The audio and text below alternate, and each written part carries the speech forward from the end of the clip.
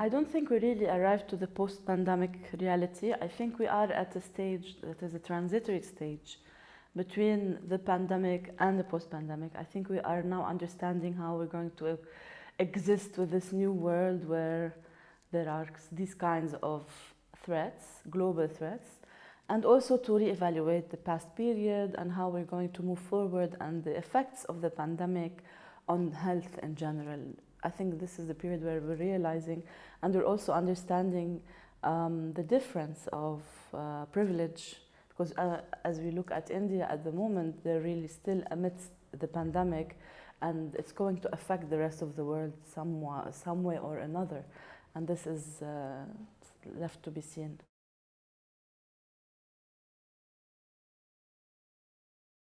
I think when it comes to arts and culture in general, I think there has been a lot to learn from the pandemic and from the confinement and the social distancing. We gained a lot of new skills and we gained new ways of communicating across countries, across continents. And this is something we could have done before, but we didn't for some reason. So all these Zoom meetings and Zoom panels and Zoom performances somehow created a different kind of communication and a different quality of attention that we can still use somehow after the pandemic. And I think we're still also very lost as to how to go back and what it means to go back to the past reality and how are we going to remake or replan our schedules and what kinds of schedules are possible at the moment. So I think we are still also a bit lost at what we're going to keep from what we experience and what we're not going to keep. Are we going to be, having all those live encounters, live panels, or is it more interesting to have a Zoom panel because the attention is different? All of that is still up in the air, I think.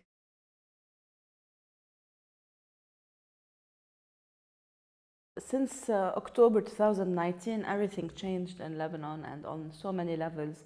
I think the first reaction for us was to understand that we need to collaborate more with other cultural institutions, that our resources are very, in the end, they're mostly human resources, and it's about the will to do something and the will to maintain a cultural scene. So we quickly understood that it's a moment to actually come together as cultural institutions across all fields and sectors, because there was a moment of realization that this is really very finite, and this is finite as in it's very precarious. Our existence is very precarious. We are not supported by any kind of structure. So it's not like we are coming against a structure that exists or we are fighting a system. There is no system. We created the system. We created the infrastructure of the cultural scene.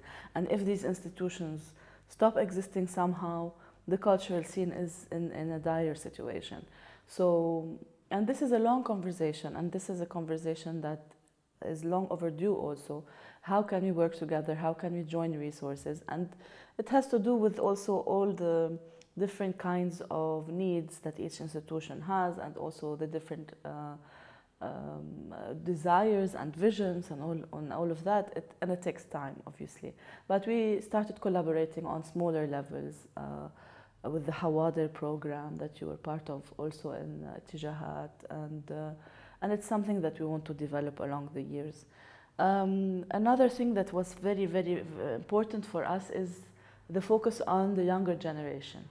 When the explosion happened on August 4th, I was in a Zoom meeting. I was with my colleague Junaid interviewing a prospective participant in our mentorship program. And this was the first thing we did after the explosion, to work on the mentoring program or on the mentorship program, which is focusing on young talent, giving them space and support and supervision in order to create a project from inception to completion. And more we are focused on giving that space and attention to young people, and to tell them that there's a possibility to do things, because there seems to be an impossibility. So I think this is very important, how to fortify the youth who actually want to make theater or want to be in the arts or want to create a career of it.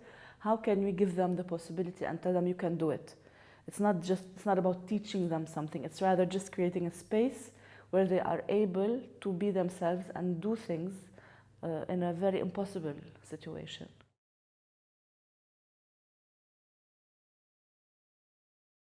In general, I think artists need to look beyond their own practice at the moment, and this is a moment of realization, I think, for all individuals, but artists more than ever today can learn a lot from other people and people working in other fields, and this is something we started also with the Hawadir program, where we brought people in focus and people from different fields, a taxi driver, an owner of a beach cafe in Sur, and it's also about bridging tools and learning new ways of existing, and also collaborating on in a broader sense. And it's a way also to bring art to a citizenship level, that art does not still only exist within the confines of the elite. It also is a practice, it also is a daily activity and a daily need and a daily reflection that the artists are doing, and how can they be more connected to other people. And we start from ourselves, obviously, as theater makers, to think that way. But also it's about being a citizen, also as an artist. How do you exist in your daily life? What attention do you give to what is going on around you, and how does that affect your art? And so it's a coming and going relationship, I think.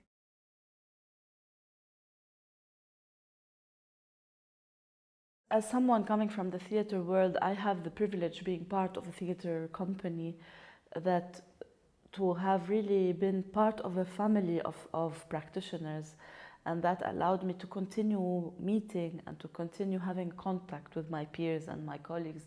And we found a way to really still work in a socially distanced manner, but together also. And that was very healthy and it allowed us to really not get depressed or really feel isolated when it comes to the pandemic. My personal first reaction to going on the digital realm was not to jump and just put all our videos or our pre-existing filmed plays online and make them available, because it puts the work in a very fragile position, especially in a context where you don't have the means to actually film your plays in an interesting way, or that the plays were not at that moment being performed for the camera.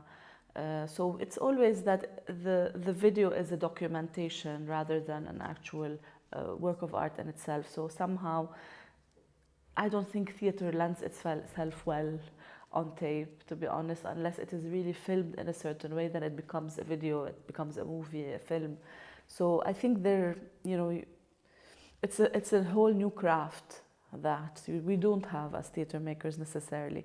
So, and I think there's this opening to a new realm, which is all this augmented reality and virtual reality and all these new ways of dealing with narrative. And I think it's very interesting. And I am very open to it. And also in Zoukak, we are really interested in exploring all these new technologies. But it's a new task. It's a new skill. It's something that we really need to learn. We're interested in it, but it doesn't mean that we're going to shift our work that way. But we're interested in opening up to these new technologies because it's a new way of communicating, and it allows you to reach audiences in very remote places, also even in Lebanon. But still, it has also some kind of it segregates, because it's a privilege. Not everyone has the iPhone or the intelligent phone, the smartphone or the laptop or the VR equipment. So still there's a lot to be reflected upon. How do we navigate the discrimination that this technology puts on the table. You know, in Lebanon, internet is terrible. There's electricity cuts. There's all of this, but still, I'm personally not against trusting this technology in a way and exploring it in a way that can benefit our work and that can make it more accessible. The first thing we did is use audio recordings of our plays, because theater, radio plays are in themselves a practice and they have a whole history. Especially in Lebanon, we have all the Rahbani plays that were part of our history growing up. So we wanted to go back to this world of listening to a play, and in itself is quite exciting. I mean, personally, I'm really interested in the sound realm of a play and how that brings up an imagination in a different way than when you see it. So we did 2 audio tours of our plays, and at the moment we're exploring other ways of creating work. I think the basis of solidarity comes from active listening somehow, from understanding the other, from understanding the needs of the other, and going beyond your own needs. How can you stand for something that is not necessarily related to you? I think it's about listening, and it's a skill that is very present in theater and theater practice. And this is something also we're developing at the moment, how to extrapolate the skills of theater into nonviolent communication, for example. Of course, there's a lot of stigma around nonviolent communication, what it means to be nonviolent. It does not mean not to be strong or sometimes aggressive. No, it's not that, but it's about listening, about communicating, about being clear about your needs and understanding the needs of the other.